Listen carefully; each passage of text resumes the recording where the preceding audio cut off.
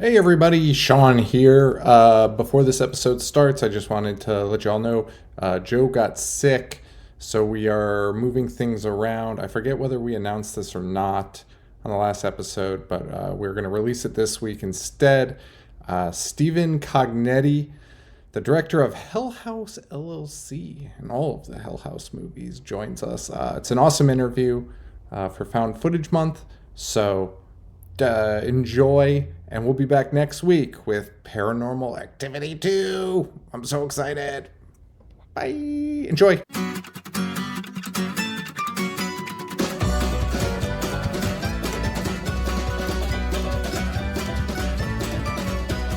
always asking why I like watching people die, and why I give my kicks while others scream and cry. And my friends think that I'm sick, or maybe uneducated, and my family doesn't want to admit that they are related. And monsters and madmen who rape and mutilate are perfect entertainment when I take her on a date. You can shove and spark the vampires like family comedies.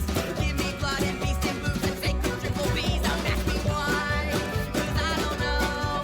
Don't close your eyes, enjoy the show. 'Cause I'm a gore, hellbound horror movie lover. I like my voyeurism with a glass of red rum. 'Cause I'm a gore, hellbound horror movie lover. Good and evil are just colors on the spectrum. Hello, everybody, and welcome to the Horror Show. Show that dissects, mutilates, dismembers, and butchers all of your favorite and not so favorite horror movies and other cult classics. I'm Sean. I'm Joe. And with us today to celebrate Found Footage Month, the director of one of my favorites. We have Stephen Cognetti.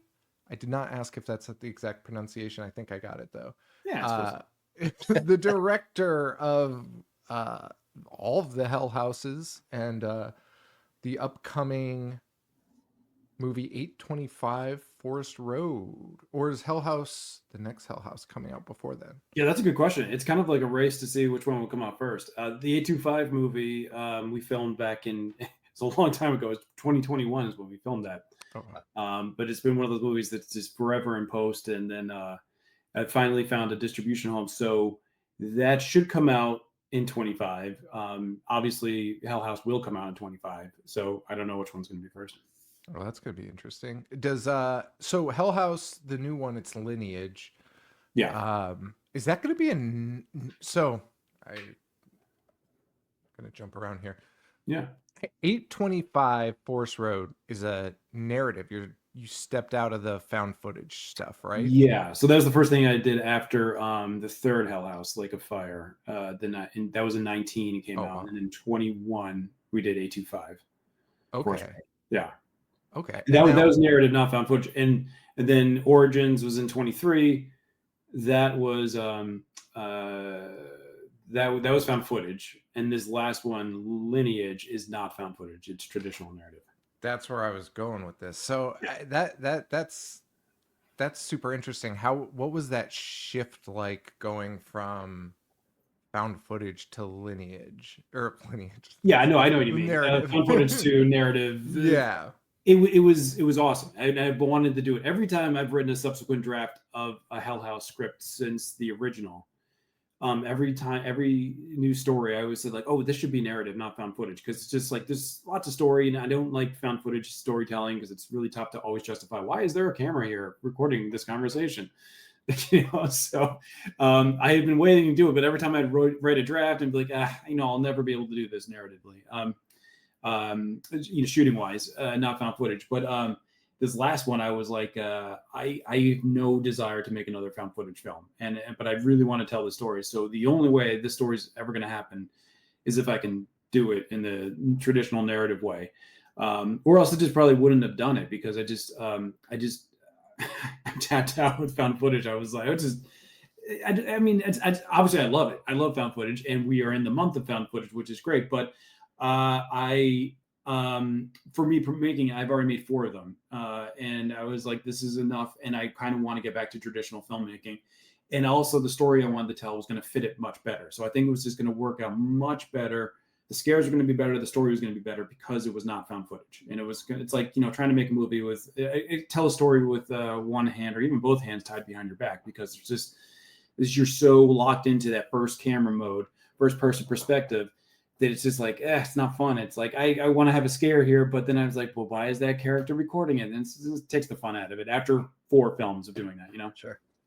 Yeah, makes sense. And I think you've done a great job, by the way. I'm like I love found footage movies. I think they're super fun. I think there's something to them. I don't know how much you know about pro wrestling, but to me, it reminds me of like those special matches, like a cage match, or like one of these hardcore matches where it just adds this element to it that makes the performers have to behave differently and tell a story in a different way. I've never heard it compared like that, and I think that's an interesting thought. Yeah, so it's this like dynamic of like, it's a constraint, but you can do a lot of different stuff with it. And of course, just like those matches, it can be overdone in time if everyone's like, we're just going to make everything a cage match or a hardcore match. To your point, I think I wouldn't be sick of it if I was just doing something completely new and original in found footage. But since it was the Hell House world, I was like, this is something we're doing over and over and again. Can't do that. But I think I would have a lot of fun just coming up with a completely new original story in the found footage world and be energized to do that. That's why there's still great found footage being done, because you see so many original ideas, because it is a fun way to tell a story. Especially horror is so fun in the found footage format. And I think because it looks more authentic, which makes it feel more scary, because there's that feeling that it could be real. So it's awesome. Yeah, no, I think you've done, like, to that point, I think you've done amazing with being constrained to the found footage and being able to do 4 of those movies. It's just, to me, it's really impressive to do, because I watch any found footage movie that comes out, I'm going to see it, but it's really impressive to be able to keep it fresh, prevent the whole like, well, why is this happening in this found footage movie? Why are they running the camera here? I could see that being tough. So this is the toughest part of the writing process, is like just coming up, you're writing these narrative story scenes, and just say, okay, but the first thing you got to do in the writing process is, why is the camera why is the camera on? Right. And so this, it's really fun, because I think there's that lends it like really creative ways that you see in found footage, where like people justify why they're holding the camera. And that's fun, coming up with those in the writing process, trying to justify fun, creative ways for people to be holding the camera. And it works out sometimes. It's brilliant. It's awesome. I'm thinking like Late Night with the Devil, something like a new perspective, a new way to shoot found footage, whole new just world of it and perspective of it. And like, that was just so brilliantly done. That's people trying to do found footage, but thinking like, what hasn't been done yet? And what's a new way to present that? And they killed it. It was awesome. So it's fun in that way to come up with new ways to make found footage feel fresh. And I feel like it wasn't feeling fresh for Hell House, especially to do it again for the 5th one. So that's why for Hell House, I ended it. Yeah. I was going to ask, did you find it was easier or harder staying in the Hell House universe to keep it fresh as you went on with the series? Well, I think by the 3rd one, that's when I realized, I'm like, no, this is not fresh. And I didn't like a lot of the scares in the 3rd one, because it not only was it found footage again, but the biggest thing about the 3rd one was that this is the 3rd place we're shooting, scares and found footage within the same exact location. So that made it even harder, because I was trying to come up. The joke I was always telling people is like, there's only so many things that can happen in this room. Like we've been in this room like 2C in the 1st one, and the 2nd one, and the 3rd one. Like, we're tapped out, and there's nothing else can happen in this room. So, and it was more of like this little symbolic way at the end of the 3rd one to burn it down, because I was like, I'm no longer coming back to this well, and it's done. But because there was such a long break between the 3rd one and then when I made the 4th one in 23, I did have stories formulating, things I wanted to tell, and I said, if I come back to this world, it's not at the Abaddon Hotel, it's a whole new location. And that was a little reinvigorating for me creatively, because I was writing, it's kind of felt like I was writing a whole new movie and not a Hell House movie. I was just writing in this whole new location, the Carmichael Manor. And it made the writing process so much easier because I was finally out of the Abaddon Hotel and the scares are coming easy. The story is coming easy. That script like practically wrote itself. It was just flooded out of me. It was really easy. Yeah, that's awesome. I have a lot to ask about those movies. Joe, were you gonna say something? Yeah, just real quick. I probably should have started the episode with this, but I just want to shout out my mother-in-law. She is through the roof that I'm talking to you tonight because it's like her favorite movie of all time. So shout out to her. She's like, couldn't believe you're talking to me. So well, that's awesome. Well, I hope she watches this, and that's great. Yeah, the original is just that one. I liked the concept. We shot it. It was, I think we shot it like 14 days, shoestring budget, just like they all are, all found footages. But yeah, the first one was a lot of fun. And as I said, second one, third one, I was getting repetitive and I was getting just uncomfortable. Didn't like where I was going with a lot of it. So I was like, just burn it down. We're not coming back. But I eventually came back, of course. Yeah, it's actually funny. I don't know if Joe even remembers this, but we did an episode last year. You were actually the first found footage we did when we did found footage month, and so we were talking about it, and we were talking about how we were both kind of late to the game with it, but it was one of those movies where just everyone was knew about it somehow, and everyone liked it. And Joe told me this story. I think Joe knows. Yeah, the yeah. sauna. I was at a gym and I was in a sauna with a bunch of older Italians, and this one guy just made eye contact with me. He was like, "Hey man, you ever see that Hell House movie?" I was like, I love horror. I haven't watched that yet. He's like, "You gotta watch it, man." That's such an older Italian thing to do. Make eye contact with someone at the gym and just recommend a movie. That's yeah. Real quick, speaking of Italians, putting all the Cognettis in the credits of that first one is unbelievably Italian. Oh well, yes. I mean, like that was just like because we pulled that budget together. Just by friends and family, and mostly family, and brothers and cousins, and just being like, and that's the thing. Like the budget was so small, I didn't ever have to go to anybody and be like, I need $50,000. It was like I would go to people like, can I get $1,000? Can I get $5,000? Like things like, and finally pulling it together where we had enough though. But it was just asking a lot of people for a little money was always my strategy instead of asking a few people for a lot of money. Yeah, that's great. It worked. So with the narrative style, the only example I can think of that's gone found footage to narrative was Blair Witch with Blair Witch 2 and the Record franchise. I could not think of anything else that made that shift. Those obviously weren't as well received. So I remember Blair Witch. Yeah, I don't remember the you talking about Rec? Yeah, Rec. Yeah. Okay. Yeah, I didn't know that they went. Maybe I just didn't see it, but I think it was number 4 or 5. There's a bunch of them. They finally. It was funny because they started out and found footage in like the first shot, and then like pulled away from the camera, and then now you're just in this world in a narrative form. So you've seen. I know the second Blair Witch wasn't well received. Well, how was the Rec one? I don't think it was well received, but I also don't know if the other sequels were really that well received after the first one. So isn't there like isn't people say that Blair Witch 2 like has aged well? People love it now. Yes, people love it now. It's made that turn that like all horror movies do after a certain point where everyone's like, actually, this is a great movie. It's like the Halloween 3. Everyone hated that for so long, and then it felt like Twitter came, and then everyone was like, Halloween 3 is the greatest film of all time, and you're like, okay. I saw it once when it came out. Blair Witch 2. I remember a little bit about it, but I mean, what the great thing about the original Blair Witch was, it was obviously it was out of nowhere.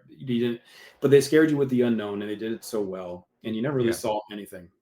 Yeah. It was just such a brilliant film. It is the GOAT of found footage. In my opinion, your hesitation there means you don't think it is. I'm trying to think about what I like the most. Rec is like honestly one of my absolute favorite because I think that was so crazy. That was, which one? Because the European US version. Is it French? I think it's the It's French, the European one. Yeah, the French one was definitely awesome. the It's highlight. so It was intense, so great. so well done. Yeah. Yeah, they Do you did a great job. consider Cannibal Holocaust found footage? Yeah, and I know that's considered the original of all found footage, but when I think of found footage, I really do consider Blair Witch to be the first in the sense that it is created the genre that we know today. Cannibal Holocaust didn't really create a genre, a subgenre of like what we know of it today, and Blair Witch really just launched it. It put it on the map for being so good. But yeah, Cannibal Holocaust is found footage, and it is considered the first ever. Yeah. Yeah. Because there's narrative pieces to that, isn't there? There's like, it starts out as a narrative and then they're like reviewing the footage. Isn't that how it?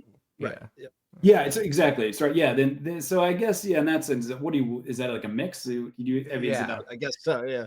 But I like that kind of found footage a little bit better because the thing about there's a different kind of found footage, and you both being students of found footage know that there are the kind of found footages. I think like Blair Witch is probably one of them, and what's the other one that I love where they go into the asylum? Are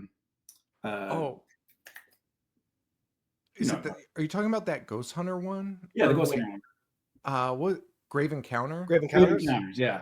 Yeah. But I guess there's just some found footage films where they just show raw footage and they're like, these guys disappeared. Here's their footage. Here, like, have at it. And then there's some that they start off by presenting more of like they're telling you how you're seeing the footage, why you're seeing the footage, and all this stuff. So there's like, and there's two different ways to present found footage. And Blair Witch, we just kind of go in and don't we just get like a text of like, these students went out and made the documentary. They were never seen again. Here's their footage, but we don't know, how or why it's being presented. It's like, who's making these editorial cuts and all that. Yeah, I think that I think a lot of people, whether they like found footage or not, I feel like there's two sides to it, but they're all good. I don't have a problem. Yeah. I think they're all, any way you do it is great. I enjoy them all. I'm just saying it's just different the way they did. And just going back to Cannibal Holocaust, you're right. It started off very narratively, talking about these people, and then saying this, and then just they were walking into like a screening room and they watched the footage, right? Right. That's exactly right. And it is interesting. I like watching it all, but it is always interesting to see which way they go. I do think I lean more towards the Hell House style of like, hey, we made a movie, we found this footage, we made a movie about the footage we found. It's a documentary style type of thing. And I always, and I go back to like Lake Mungo, I think is the best of that. I think, and that's probably might be my favorite found footage film. I mean, there's so many good ones, hard to pick a favorite, but I think Lake Mungo was such an influence on me for writing Hell House, though. But I think they did it the best, the way they presented that documentary style and telling you why you're seeing the footage, what the purpose of what you're seeing is. Oh yeah. So you started out super low budget on one. I could not find budgets anywhere. I imagine the budget increased a little bit, 2, 3 in Origins. A little bit in the third. 1 and 2 were the same. I think the biggest problem with 2 is that it was the fact that the budget was a little lower on 2, and we had less days to shoot.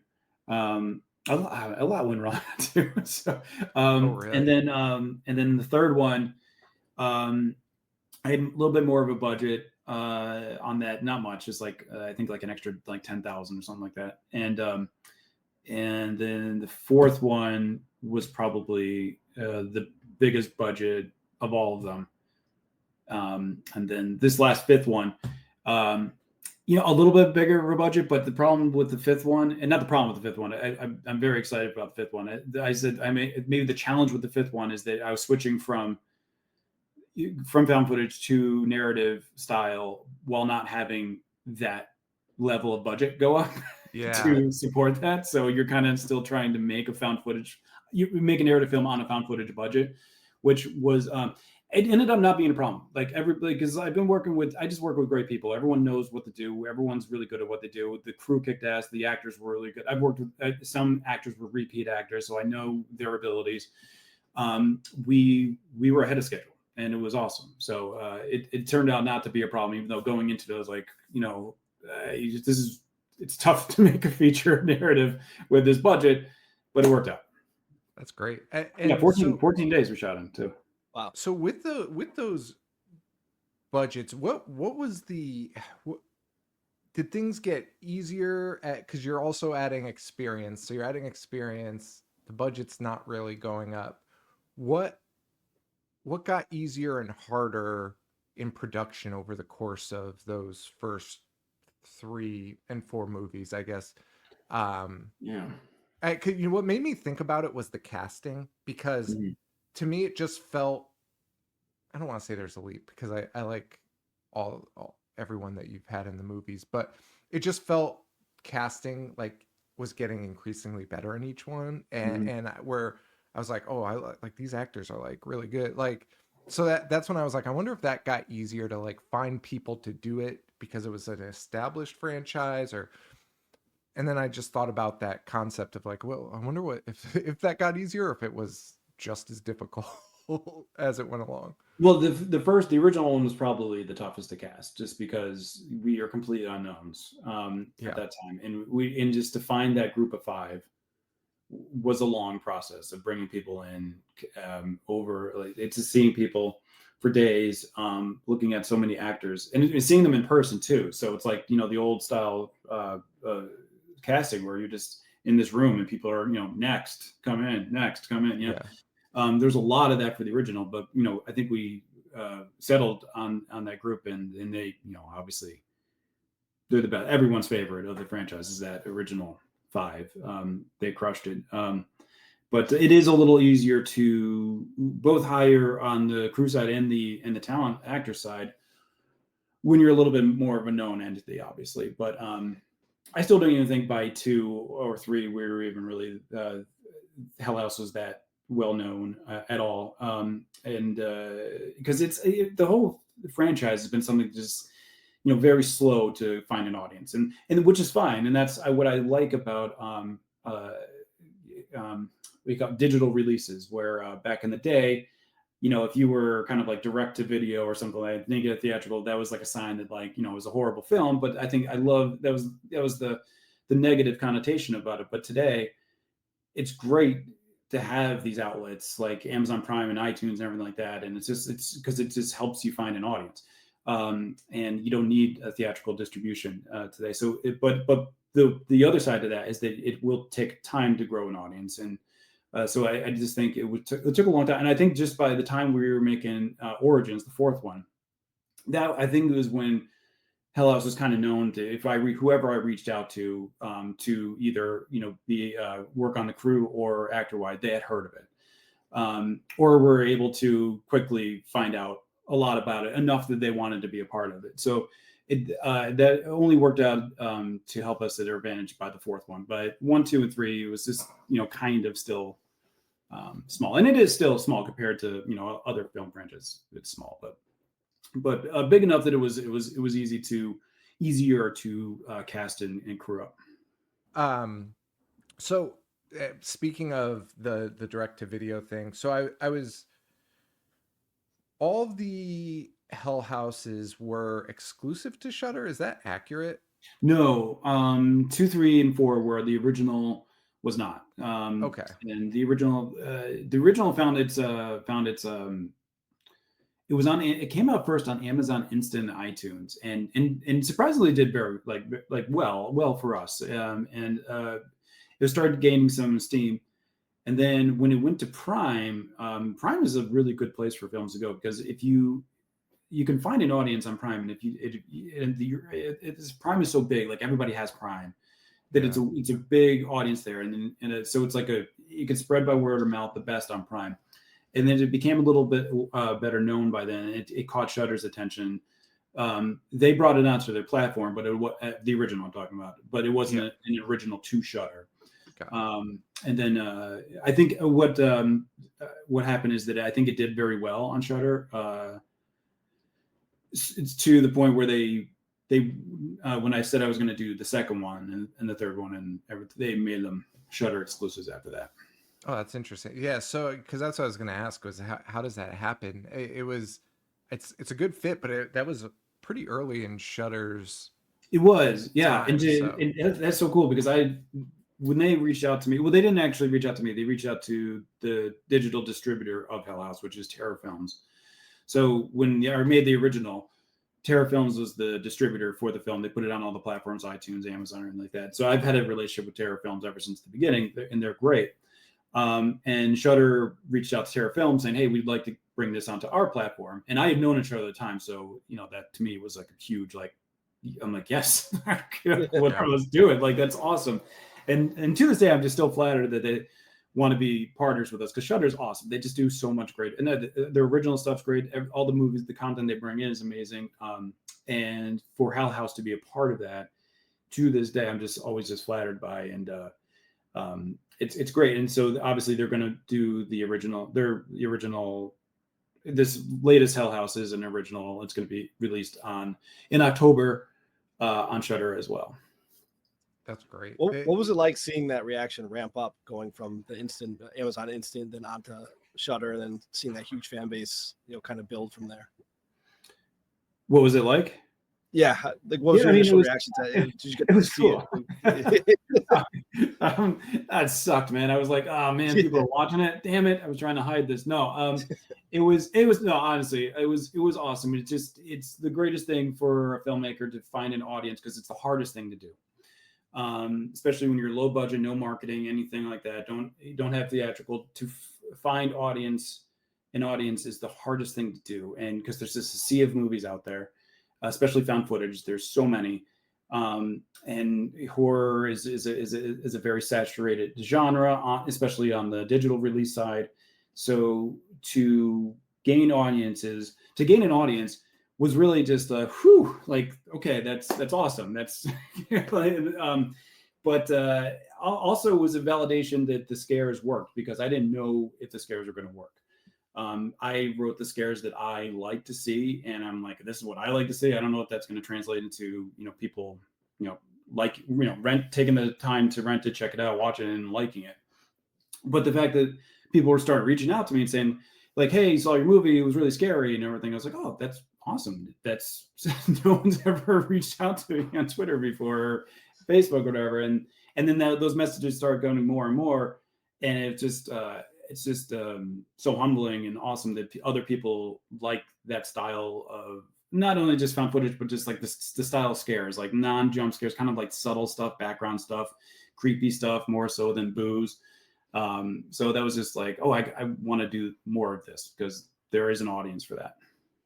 Yeah, when I saw, they all scare me. They scare me. Origins, though, producer Lexi can attest to, I texted her when I was watching it. And I was watching it on the treadmill, and I remember texting her being like, I'm so scared right now. I was like, this is crazy. These movies. Are you watching it on a treadmill because an old Italian guy leaned over and said, you should watch it? Yeah, I did that in the privacy of my own house too. Oh, okay. To avoid the old Italian guys in the sauna. Yeah.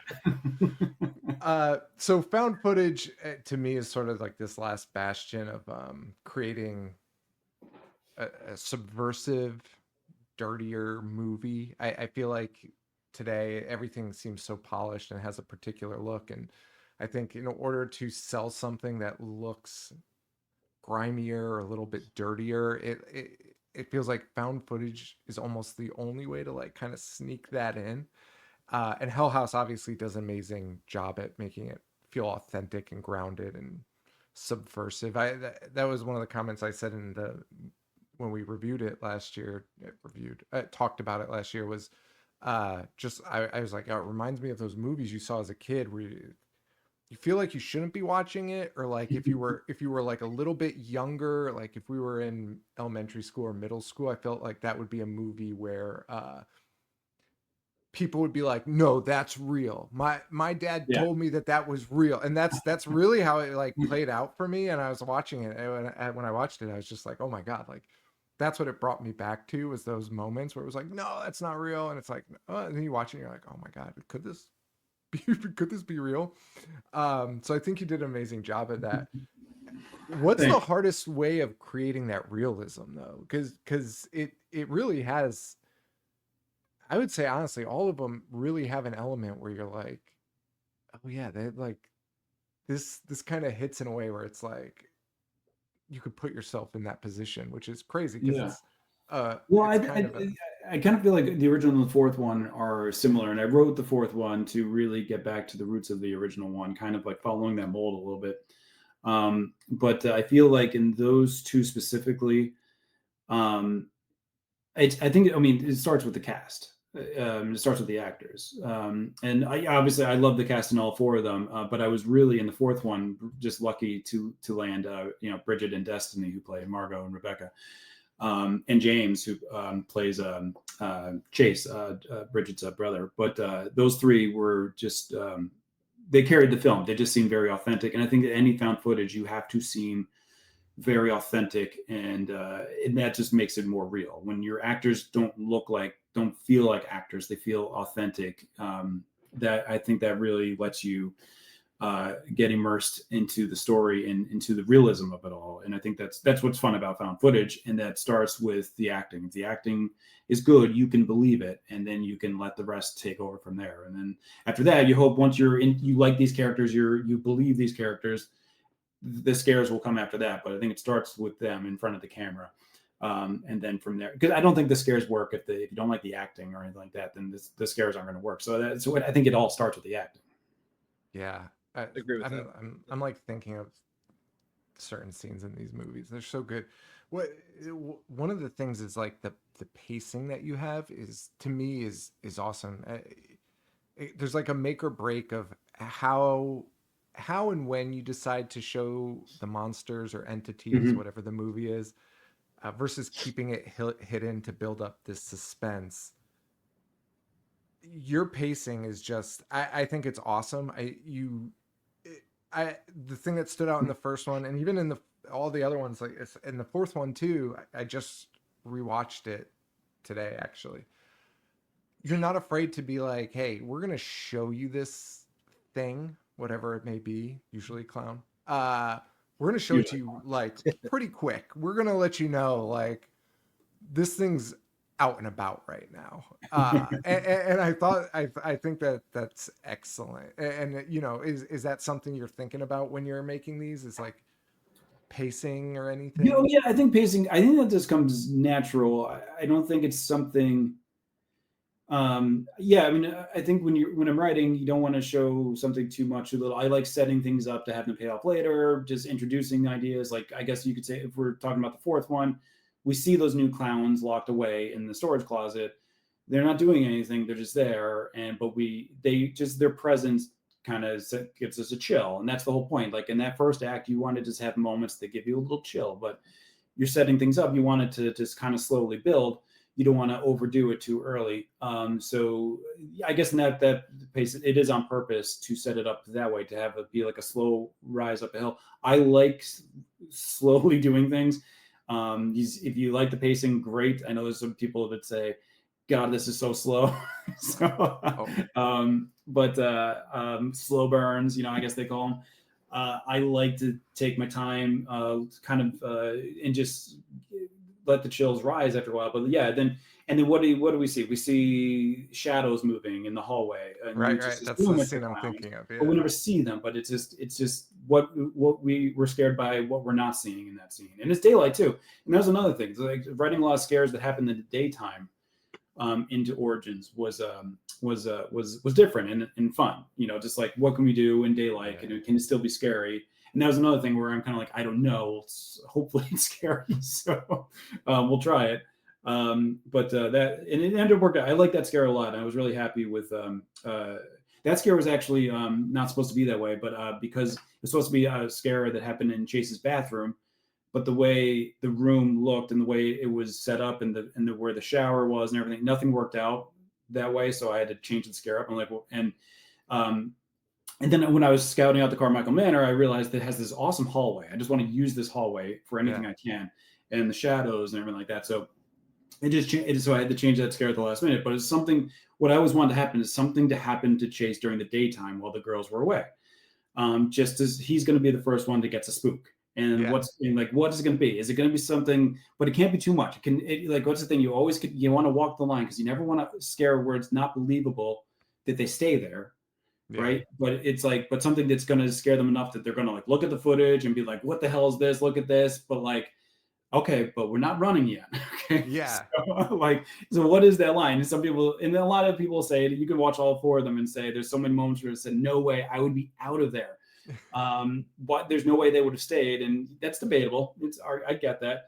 But I think in the 4th one, I think there's no way, especially people like that would not have stayed, just because even if you get a scary moment, nothing was dangerous. Nothing that's always nothing like threatened anybody. You see a shadow move, and if you're someone like a sleuth with a camera, you're gonna be like, this is the coolest footage I've ever gotten in my life. I'm gonna be an internet sensation. No way am I leaving this manner. So so I don't know. That's a long-winded answer to say. I don't even know what the question was, but I don't know either. Found footage month. Yeah.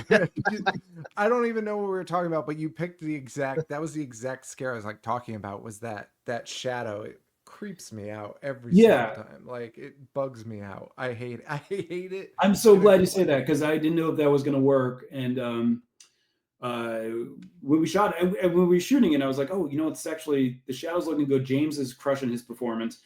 So maybe this will work. And then I got into the editing. I was like, okay, I think this does work. But you never know. And that's always so nerve-wracking about making films, is when you're writing it, you're shooting it, you're editing it, you're so desensitized to the scare. So you know, like, I wouldn't know if it's going to work. I'm like, this is not scary at all. And especially when I had the first one, I said to my wife so many times, I'm like, I don't think any of this is scary. I think this is just going to be a huge waste of time. And she's like, you've seen it so many times. That's why I don't think it's scary. And then the first time I watched it with an independent, objective audience, and I saw that they were reacting to it, it's like, oh, thank God. Like, the first time that clown's head moves is just unreal. That scene is nuts. That scene is crazy. And it's like done so perfectly, where like anticipation is coming. And you're like, oh my God, is it even going to happen? And she kisses the one clown, and you're like, oh, it's that clown, and it's the other clown. It's so good. Oh yeah. That was actually, I love that scare in the 3rd one. You're talking about the Lake of Fire when she goes down the basement. Sorry, it was the 3rd one. Yeah. Yeah, the Lake of Fire. Yeah, I think that was, I think, everyone's favorite scare from the 3rd one. And that came just because that came to me when I was writing the 3rd one.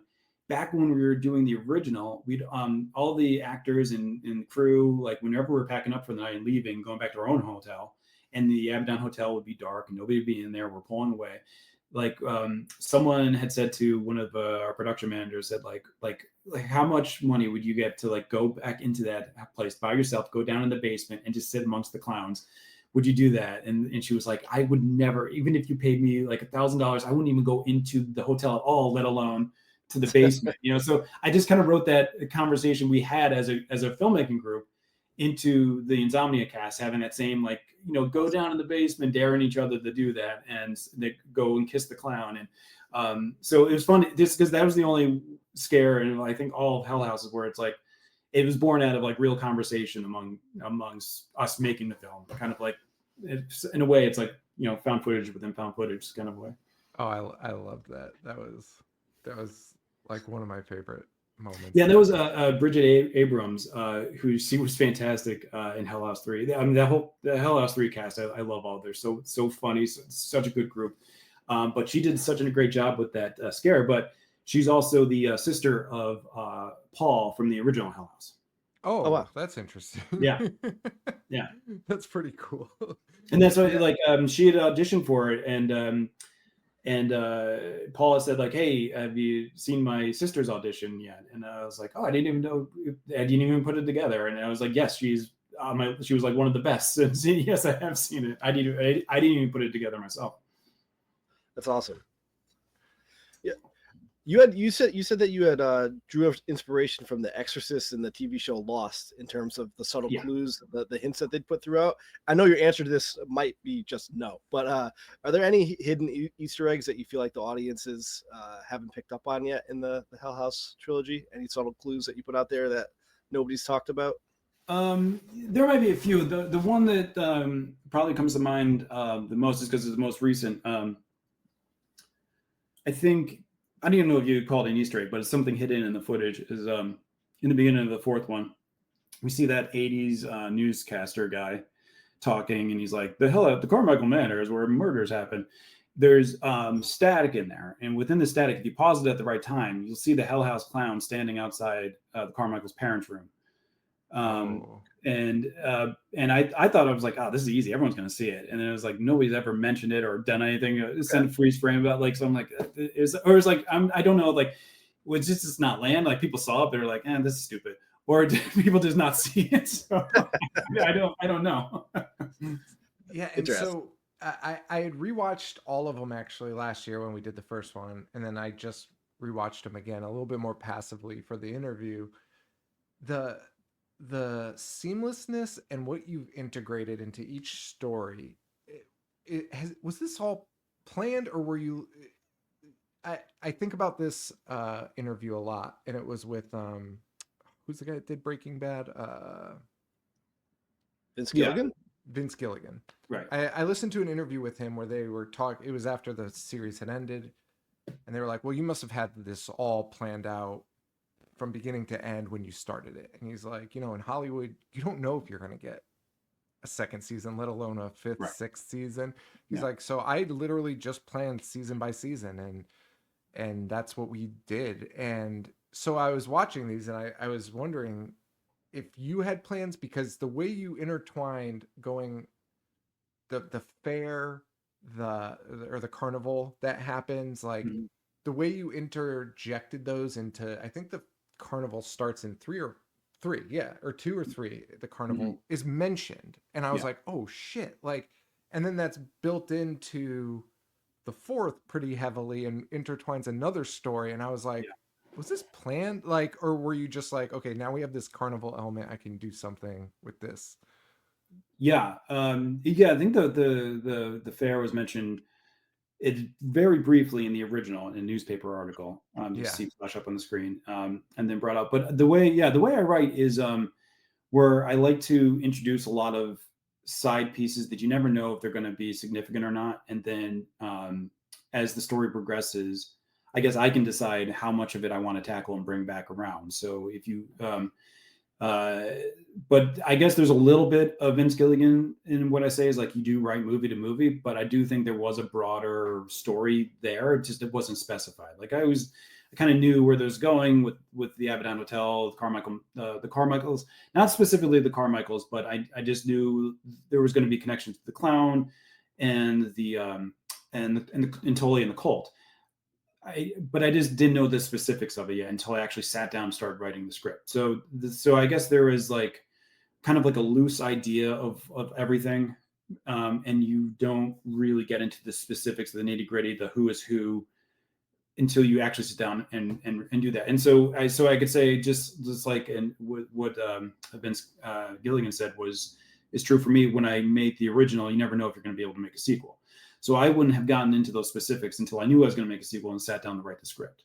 But I did kind of generally know the backstory of the cult and how I was going to link it together. And then as I made the second one, it fleshed out more of the third one. The fourth one is really exciting to write, just because I knew there's so much more I could do when I wasn't linked to the Abaddon Hotel. I could flesh out more of the story that I've always wanted to flesh out, which I really wanted to get into the Carmichael story, which is why I introduced the name in the second one and link that to the clown. And then also this fifth one really brings around a lot, kind of ties in a lot of the story together. And I hope a satisfying way, but it doesn't end the story. So while I've said before, this is probably my last Hell House film, I would say, don't expect that, this is going to be, a nice wrapped up storyline where everything's just, high five, freeze frame. We won the day, all this stuff. But the fifth one does continue a lot of the story from, just like everything we've seen from the original 2, 3, 4, everything kind of come together and not getting wrapped up, but kind of having resolution of some kind, of an explanation of some time, even though the story wouldn't technically end at the end of 5. Yeah. I mean, I'm so excited. I can't tell you.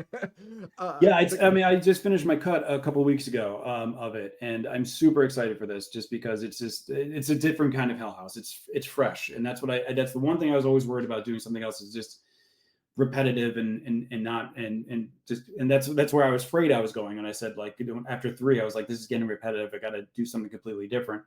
And that's what I like the most about this film. It's completely different and something you've never seen in Hell House before. So I think for that reason alone, it's going to be fun. But there's going to be a lot of like fun if you're into the Hell House story as well, like the mythology and everything like that. I think it's fun. It's going to be fun on that end as well, not just the scares and everything. Yeah, that's cool. Now the clowns are amazing. I my understanding is you got those masks custom made. Okay, so the new two, the 2 new clowns were custom made for Origins. Yeah.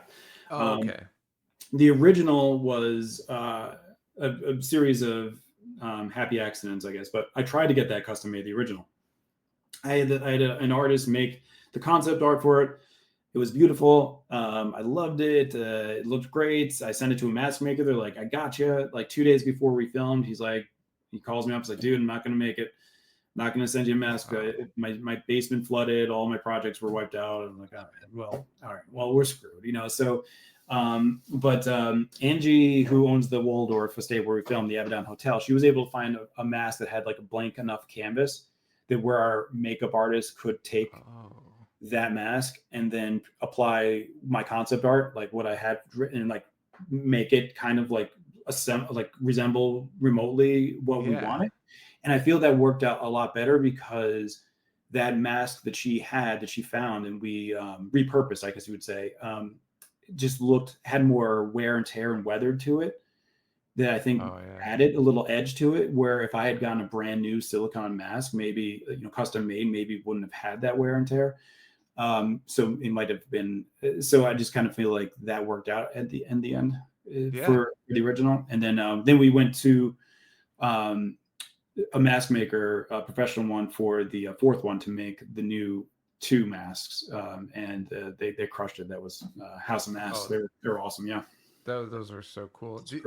Did you expect the clown thing to become the thing for the franchise? Like, it feels like it's like, no, but you know what? It was my favorite scare in the original. And it was the first scare I wrote for the movie, was the clown scare. And I was so excited that took off, just because in my head, I was always thinking about the scare. And the scare that was in my head from the first thing I thought it was the scare when they wake up in the middle of the night and they come out of their bedrooms and the clown's at the bottom of the stairs. And they do that slow walk down to that was like in my head. I'm like, if I'm doing props and if we're in a Halloween haunted house and there's a prop's got to move in the middle of the night, and this is when I was brainstorming on scares, and it's got to be somewhere that it's not supposed to be. And what could that be? And it'd be like, it's just got to be this blank kind of white faced clown. And so like that would be like, oh, that scare would be really awesome. That's the first scare I thought of, and so that's why I'm kind of happy that kind of took off a little bit, and the clown scares were the best scares in the film. But it was like, that's just, near to my heart, just because it was like the first scare I've ever written or thought about for the film. So that's awesome. And you had said previously that you wanted to keep it minimalistic, to keep it scary, and that clowns had tried to be in horror movies frequently. Yeah, less is more when it comes to those things. Yeah, and that's like, it was modeled after like one of those old 1920s, 30s circus kind of clowns you see.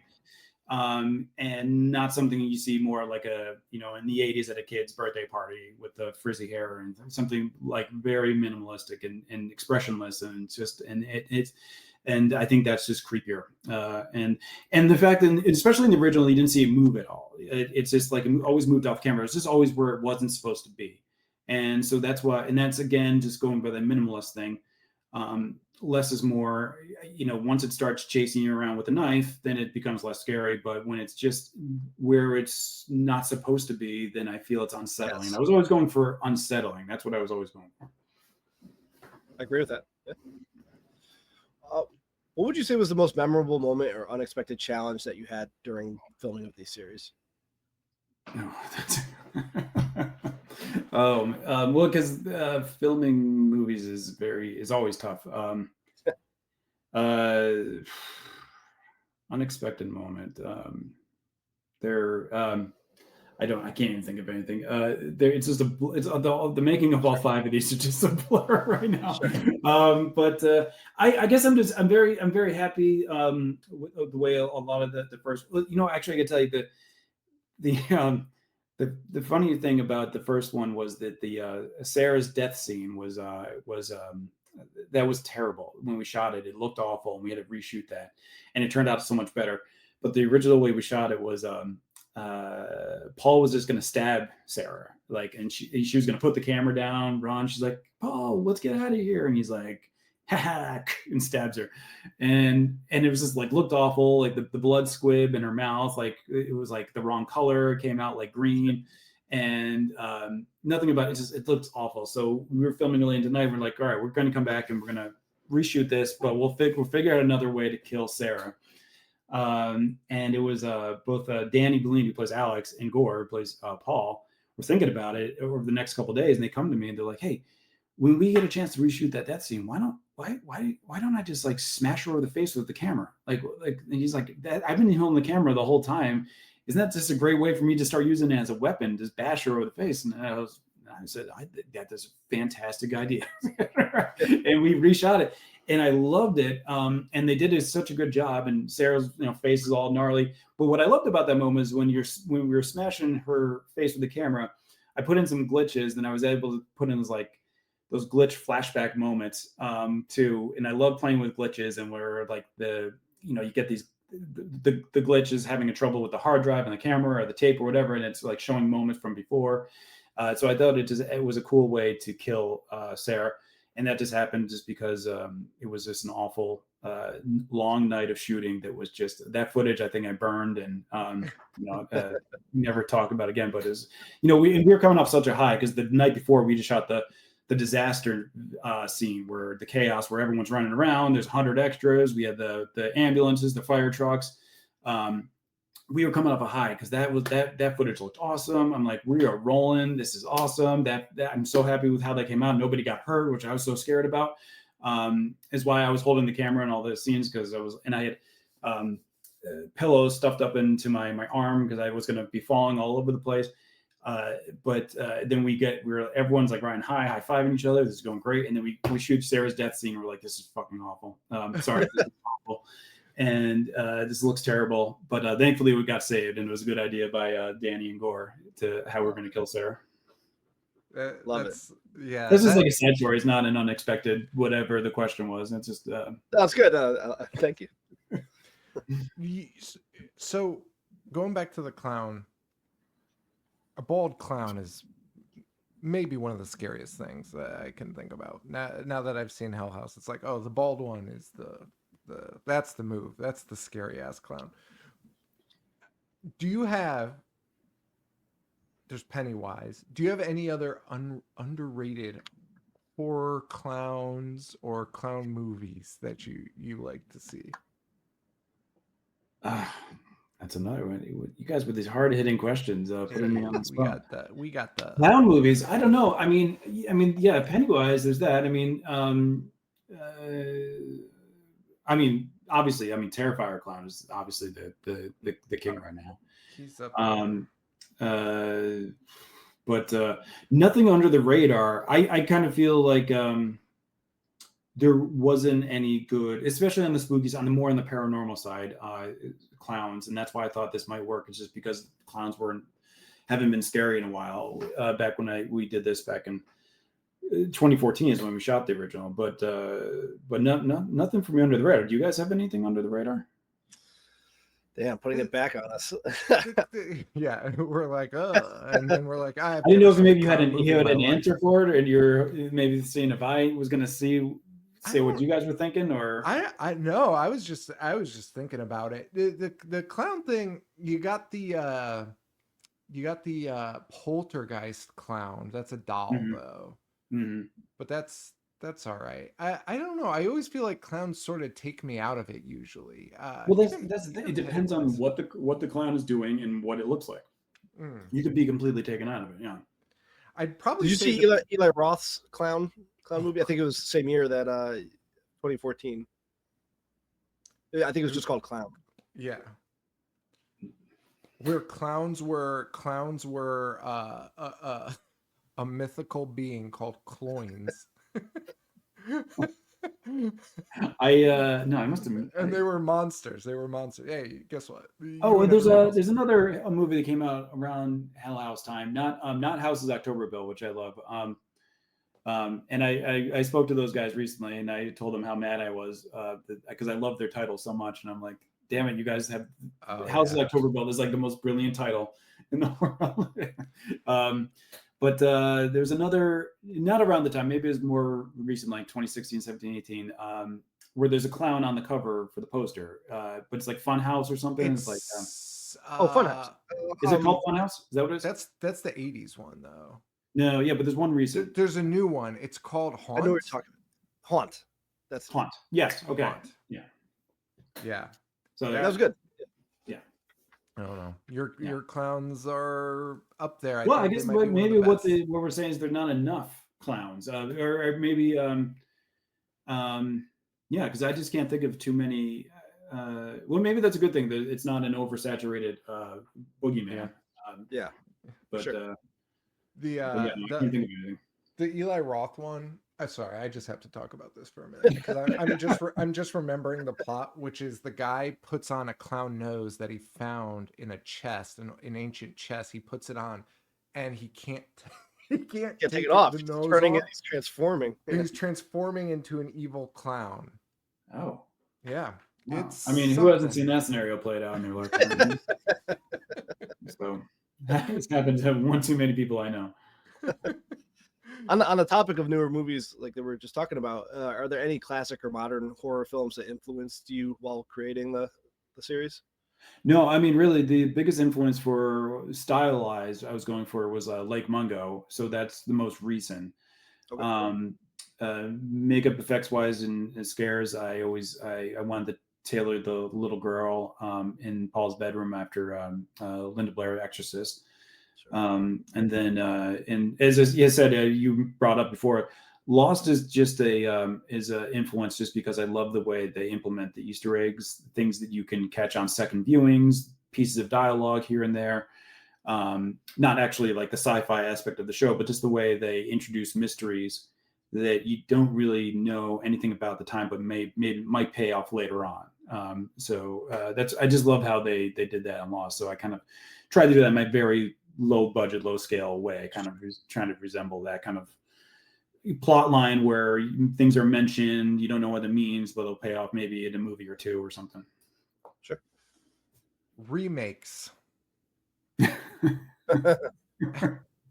Love them. More remakes. Do you like remakes or no? I'm kidding. It all depends. No, it's movie to movie. It all depends. Some are great, some are not. So yeah. I would never paint with a broad brush, say they're all terrible or they're all good. It's movie to movie. Would you remake a movie if somebody approached you and they were like, "Hey, we want you to remake this movie"? I could be bought if that's what your question is. From a purely creative, not remake. I would be like what's the other word for it when you're not remaking but you're rebooting? Rebooting. Like a reboot. Yeah. We recently had an interview that'll come out in March where we talked about this a little bit because I think it's an interesting thing. I think if you go for a remake, like if you're just like, I'm going to remake this movie exactly the same way. Yeah. That's where I start having a little bit of an issue with it. I'm not saying I'm against it. Again, it's case by case. But when you're if there's like source material that even that remake, that original is based on, then I kind of feel like it's fair game for an interpretation, like anyone's interpretation. I feel like that would be allowed. Well, it's like, I think when I was younger and I was in film school, my dream was actually to remake Mick Garris's The Stand. That's my next question for you. Fuck, I was going to say, because that's your favorite Stephen King book, right? Yeah. Yeah. And so I just always, and it was nothing against Mick Garris because I think he did a hell of a job, especially working within the medium of ABC. I thought The Stand is so awesome. It deserves some kind of like 10 episode, grittier HBO kind of style brought to it and more modern take to it. And so obviously the the dream is dead. But at the time, I back in the old film school days, and I was just going through King all the time, reading book after book, and I was like, I wish I remake The Stand because it just deserved that. I had never seen the new reboot of I guess it's a reboot of The Stand. I'd never seen just because it was hard to find. I don't know it was on like a weird. It's on I think it's on Paramount. No, Paramount. It wasn't on Paramount because that's like not so obscure. I thought it was something more obscure. Maybe I'm. Actually, I think I might be thinking of his other one. The other one that recently came out that was on some the killer they ran over everybody with the car. Mr. Mercedes. Yeah, Mr. Mercedes came on and something like I don't know. That was like a weird Tom's one. That movies. you couldn't track down. Yeah.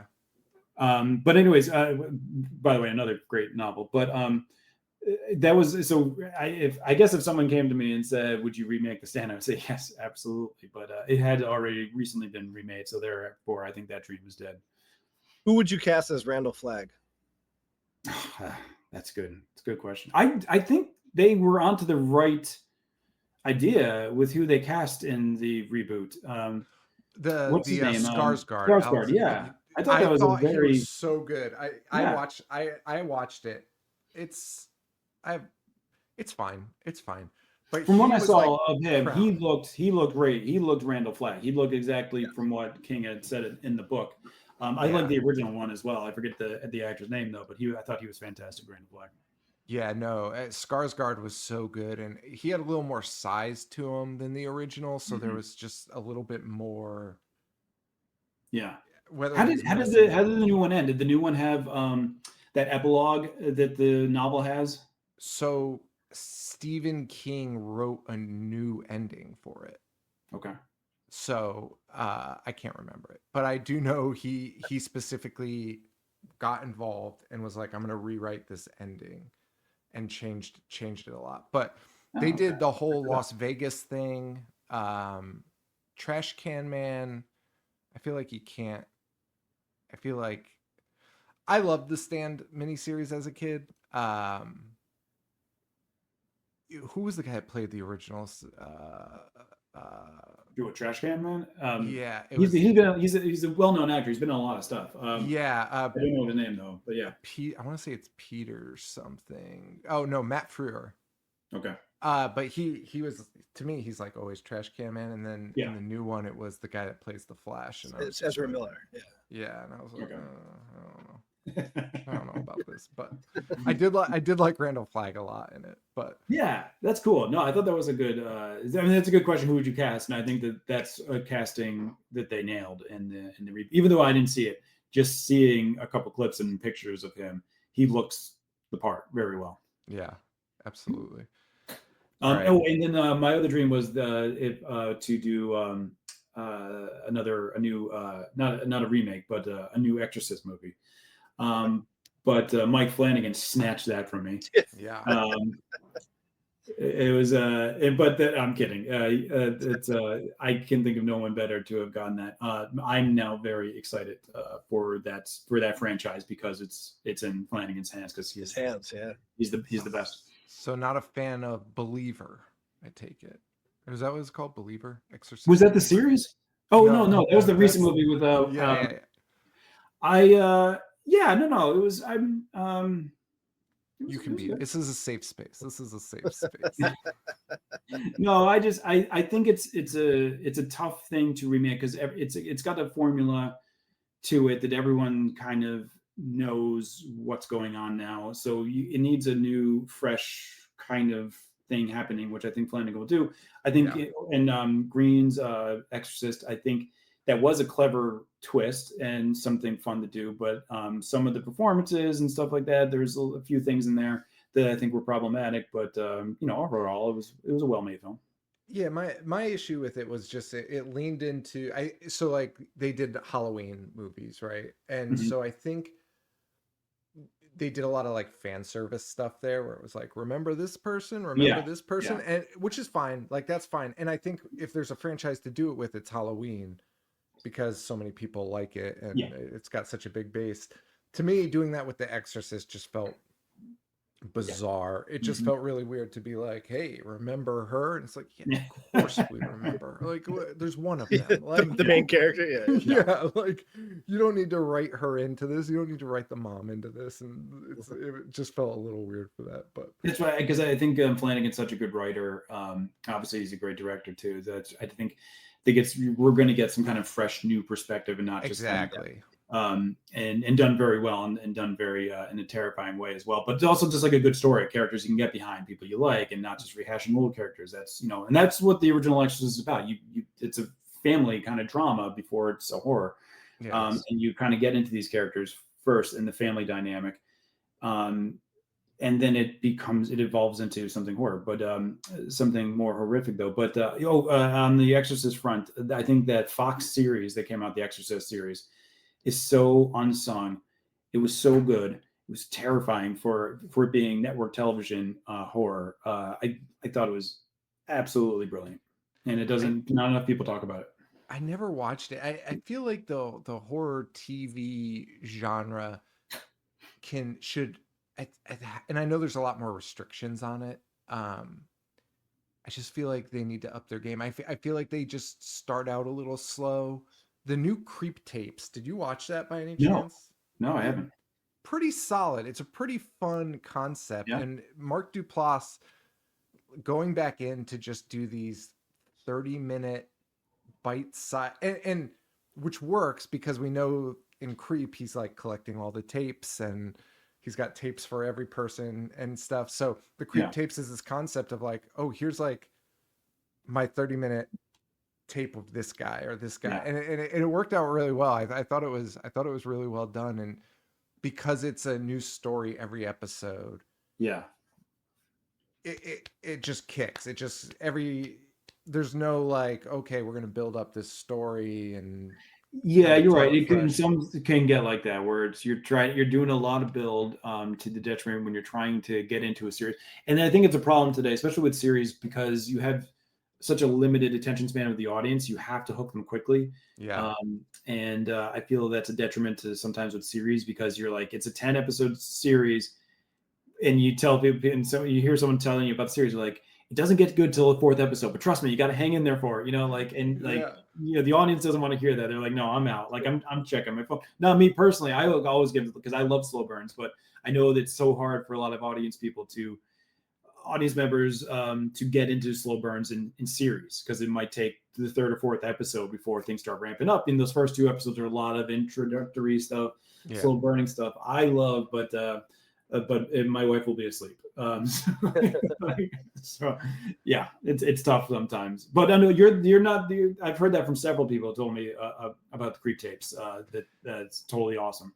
It's a cool concept, and to work found footage into these 30-minute bite size mini stories it was really well done. So we'll get into some of the funner we'll veer away. We'll do some fun questions now. Any weird fan interactions? Joe and I have been to the cons. We've done the cons.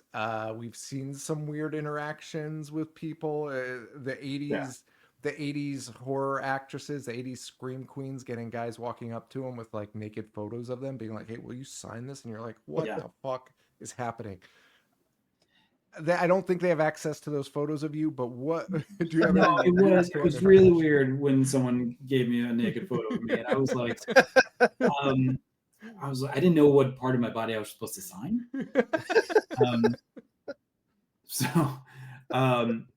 But no, I very so far good fan interaction. Most of them are usually online, people just writing me. But I did go to my first convention as a guest last year, and that was a Chiller Theater in New Jersey.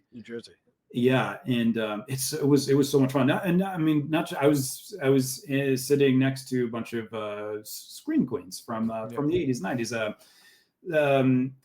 Forgetting their names off the top of the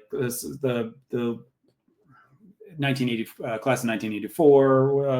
A couple of the actresses from there, and a few others from I think it's some 90s movies, but Anyways, I had a lot of fun with them, meeting them, and then seeing fans interact with them, and they were just very gracious, and it was all very nice. And to people I met there, Hell House fans, were just amazing. And a few of them, someone came to me with they had houses, models built of the Carmichael Manor and the Abaddon Hotel for me to sign, and that was super cool to see that. I wanted to steal them. They were really, really well done. I think it was someone like an Etsy shop, someone who makes them custom made, and but that was the coolest thing I had to sign while I was there. We played this trick on these two kids. They wanted to get their picture taken with the clown. They got the specialized picture. We go in another room, and the clown was supposed to be a mannequin. So they thought they're just posing with the clown being a mannequin. And then we had someone actually real in the suit, and then jumped out at them. And the poor girl, and it was on video too. She jumped, and she was like crying, but they were like good tears. They weren't like I'm going to get a lawsuit tears. They were the kind of like, you got me good tears. So we had some really good fan interactions like that, but that was just a lot of fun. I got to meet a lot of fans of Hell House, would just to talk to them and see, tell me what they liked about it, what their favorite scares were, things like that. So that for me, I never had any like bad experiences. It's been amazing meeting people who like Hell House. That to me, that will never get old. And I love everybody who sends me a message. I read them. I reply to everybody. It's just for a filmmaker, it's just rewarding that your work is getting seen and people are enjoying it. So that's great. If you could collaborate with any director or writer in the horror genre, past or present, who would you choose? If I can collaborate with any writer or director? Yes.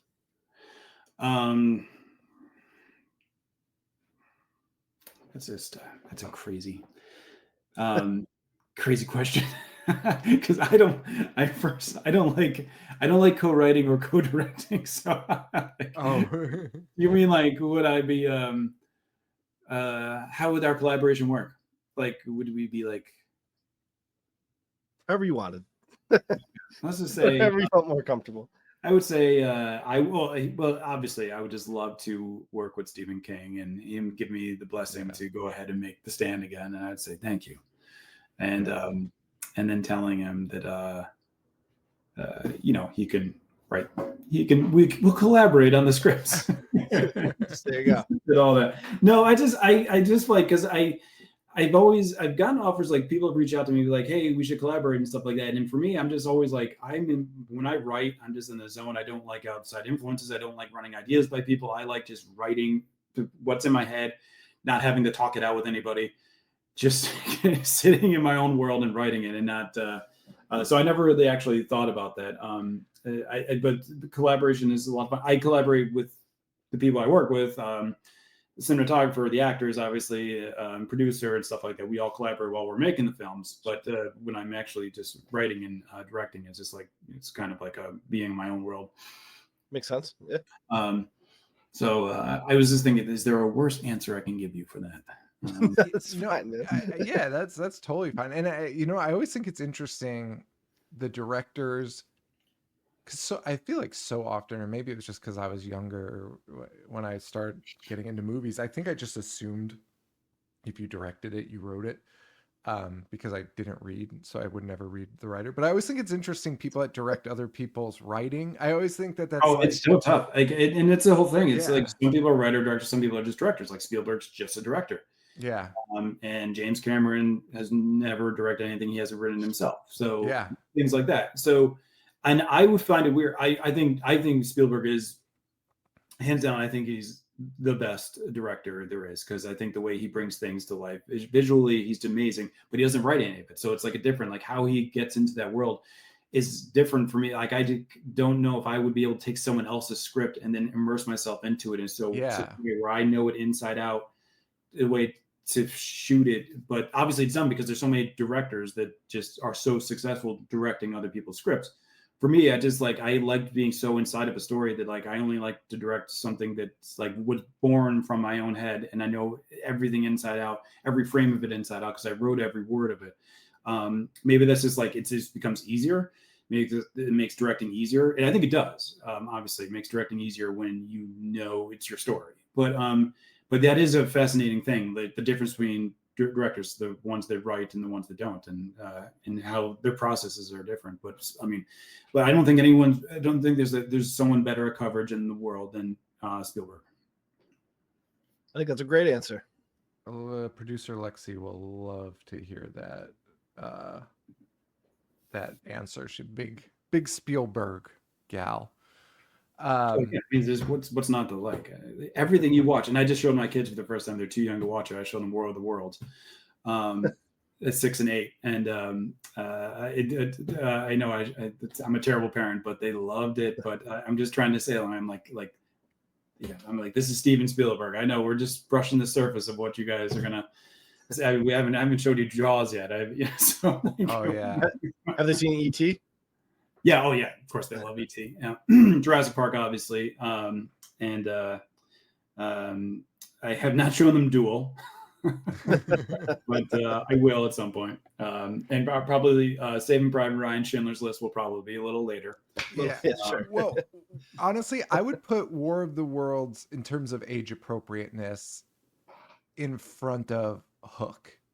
He did Hook, right? Yeah, he did, and I haven't seen that in so long. Scary as fuck. Hook That's what reminds me. I want to show them Hook, and that's a good one. But you're saying it didn't age well, or no. It's like it's just creepier than you remember. It bugged me out as a kid. The mermaids were a little weird, but the box. What was the name of that box in that? Joe, do you remember that? The box. I just watched it recently. I don't.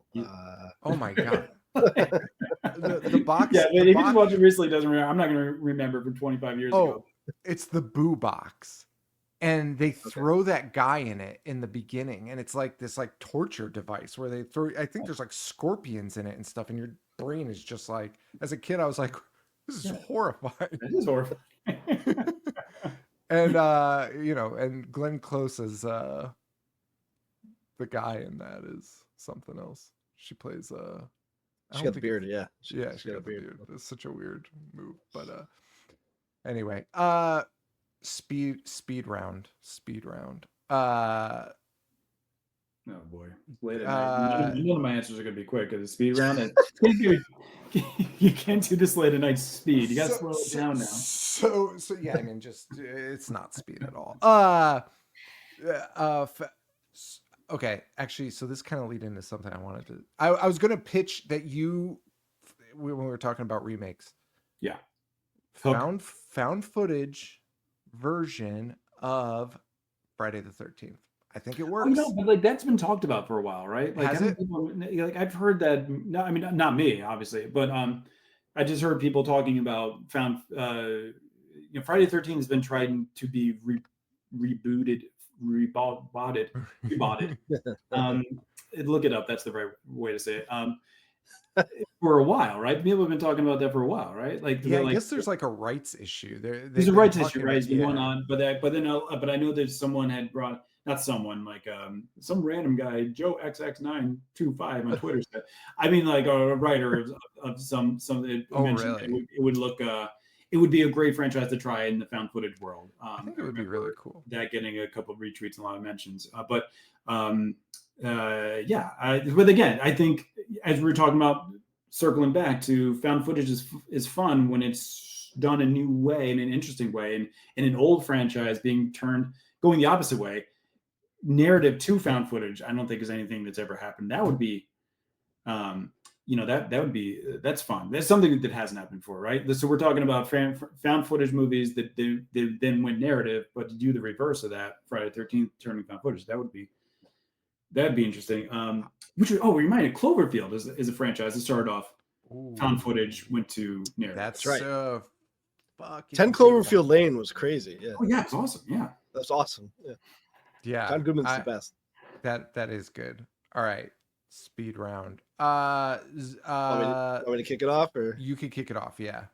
Do you have a Stephen King work that hasn't been adapted yet that you feel should be? Oh shit. I think Bag of Bones was adapted. I think I would like to do it again, grittier than what has been done for a USA network, and no,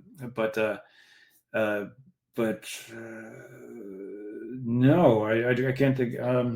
Hearts in Atlantis. No, that was done, and that was doing really well. I like that. Oh, Joyland hasn't been done yet. I really like Joyland. Okay. Like that. And that has not been done yet. So damn it, I'm gonna get a. I like it. That's the answer. You gotta get your name out. Who's ever listening, don't do Joyland. That's mine.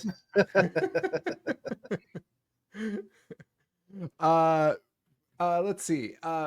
Zombies, vampires, or werewolves? What's more entertaining? Yeah, whatever you want to. However you want to take it. Oh, okay. Well, would I rather date a vampire? Yes. That's the way I'll take that. I might go dating. I might go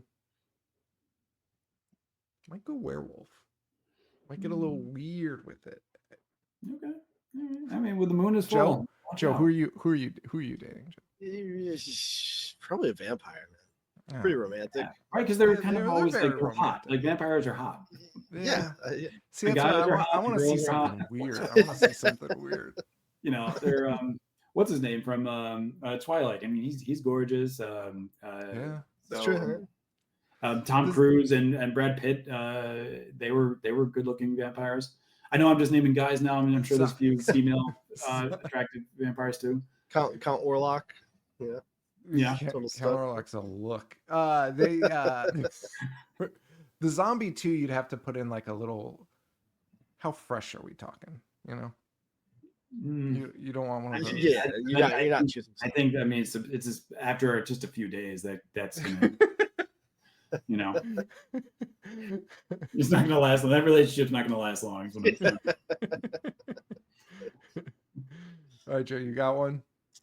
If you had to choose a horror movie that you would personally be able to survive, front to finish, which one would you choose? Like if you were the character in the movie. Yeah, I think we've all played this out in our heads. How would we react in a zombie apocalypse? So how long would we survive? What would we do? What would our first, would we be the badass that actually went on, killed some, survived, or would we just be like, take me, I'm done. So yeah, like any zombie movie, I think it'd be fun to be in and see if you can make it from the beginning to end. Think any of them. Dawn of the Dead, such a great remake. I love that one. That's so good. Yeah, that's such a good one. Yeah, that's a lot of setting. just like trapped in a mall is like cool. Yeah, good setting. All right. Yeah. Speaking of surviving something. This is a conversation we recently had. We did The Grudge recently. we did Japanuary recently, okay. And it was Japanese movies that had remakes. But were you talking about the American remake or the original Japanese? We did both each week. Okay. Each week we chose one movie and did the Japanese and the American one. Okay. The Ring and The Grudge, for whatever reason, both had bathroom scenes where they encountered ghosts in a toilet stall, and it brought up a question. And it's kind of that survival of am I the badass or am I the one that cowers? Fight or flight. You're on the toilet. Yeah. A ghost shows up. Are you wiping or are you not wiping? Are you just I gotta get out of here, or are you I need to clean myself up, I think. Not only am I wiping, but I'm also washing my hands. Let's not get gross here. I know it goes after me, but I mean, the thought of not washing my hands is just, to me, is mind blowing. I wouldn't be able to do it. Right. I'm a germphobe, so I would just, I would be done just because I would take my time. See, that's where I would just properly scrub, and I would not be quick with that either. So yeah, I would not do well in that situation. I think that's the right answer. answer. For me would be walking around with poop hands. I mean, that's my thing was okay, I'm probably they find you. They find your body. Yeah. That's not the way you want. Well, I mean, why if you find your body, why is your butt going to get inspected? I feel like somebody's gonna look. Can't be too sure. Somebody like You'll be the talk of the EMT community for a while, I think. I just think that they'll be like, hey, this motherfucker stinks. Like, yeah. um, That's why I am taking my time and finishing my business. but I'm doing the same thing. I'm just listen. You don't want to be a corpse that's remembered for the wrong reason. No, exactly. No, you don't. Exactly. No, yeah. But solid question though. Solid question. This is what we do here. The 1-star reviews on iTunes that we get are usually it's usually because of that. They're like, hey, why are these guys talking about this? I came here for a review. In the first 15 minutes, this is the thing that they're talking about constantly. What's one non-horror movie you secretly love and watch on repeat? Maybe not even secretly. I kind of hate that. But like, what's the non-horror movie that you're just like, oh, I love this movie so much? There's so many of them. I have so many rewatchable movies. A lot. Most recently, I've been rewatching Steve Carell in the. I love him in The Big Short. I think that movie's just so rewatchable and so fun. I watch Cinderella Man over and over again. I love that. It's like when I just love that boxing movie, the James Braddock story. These are movies like that I've like bought just so I can like rewatch and like you know what, I always rewatch when especially after like Friday night late, I've had a few beers and I'm like, I'm gonna watch this movie again. The Warrior. Love watching that movie. The Ultimate Fighting MMA movie, so good. Tom Hardy, right? Tom Hardy. I think Nick Nolte's in that. Yeah, he's the dad. Yep. And I forget the actor who plays his brother. He's really well. Joel Edgerton. Yeah. But that's a rewatchable late on a Friday night. I'm like, I'm gonna watch that tournament again. That's a good one. That's a good choice. There's so many, but I have so many fun rewatchable movies that are like that though. Non-horror. Actually, horror is probably a genre where I don't do a lot of rewatchables because horror is like something like I think is this for the moment you're sitting you know like they don't. I think you have that anxiety and your tension. You're done with that. I'm not going back to that movie again. But the movies that I think are rewatchable are the movies that are non-horror. I think they're fun for watching that you can escape in. I think horror is just like you're in the scary mood. You got to watch that. I think it's less of a rewatchable genre for me. I think, but I know people rewatch horror movies over and over again. Yeah. For me, it's not a genre I rewatch a lot. Yeah, I feel the same way. We did an interview with Fangoria years ago, and I remember it was like, what's your comfort horror movie that you rewatch? And I was like, I don't rewatch them. Like it's just, and there's so many. Yeah. That I haven't seen. So it's like, to me, the comfort movie is the new one. That's defining because there's so many you just find. There's so many gems out there that you have to get to. That it's like you'd be wasting time rewatching. That's a good point. I mean, whenever I see something on from like the 80s, like I'll always just like, okay, I'll keep this on, you know. But it's really nothing. Is like a go-to kind of like that comfort thing. Like whenever I have anxiety, can't sleep, I'm always putting on old episodes of either The Office or Arrested Development. Oh, Arrested Development's a good one. That's really fun. I put that on my phone, and then my earbud in my ear, and I fall asleep listening to either Arrested Development or The Office, and that gets me to sleep. Listening to Ron Howard narrate you to sleep. Yeah, exactly. All right, Joe, last one.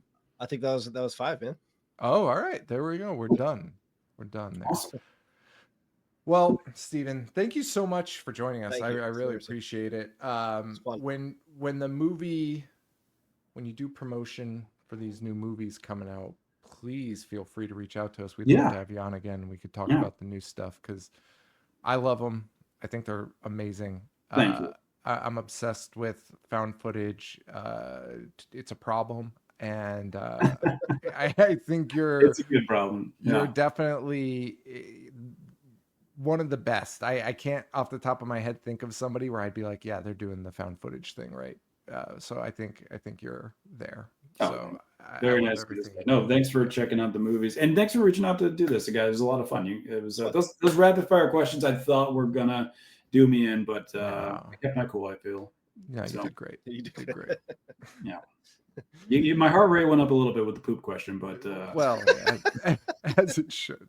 Yeah, it was like I don't know how I'm going to handle this one, but we made it. If you notice, if you watch this back, you'll see Joe's reaction when I started, because he for sure didn't think I was going to say it. It was on our list. I had my eyes on it. I wanted to get it before. All right. Well, Stephen, thank you so much for joining us. It was awesome. And everyone, of course, check out all the Hell House LLC movies and check them out on Shudder or Amazon. I think they're everywhere now, and hopefully we'll see that new one this year. Absolutely, guys. Thanks so much. Awesome. Thank you so much. All right, guys.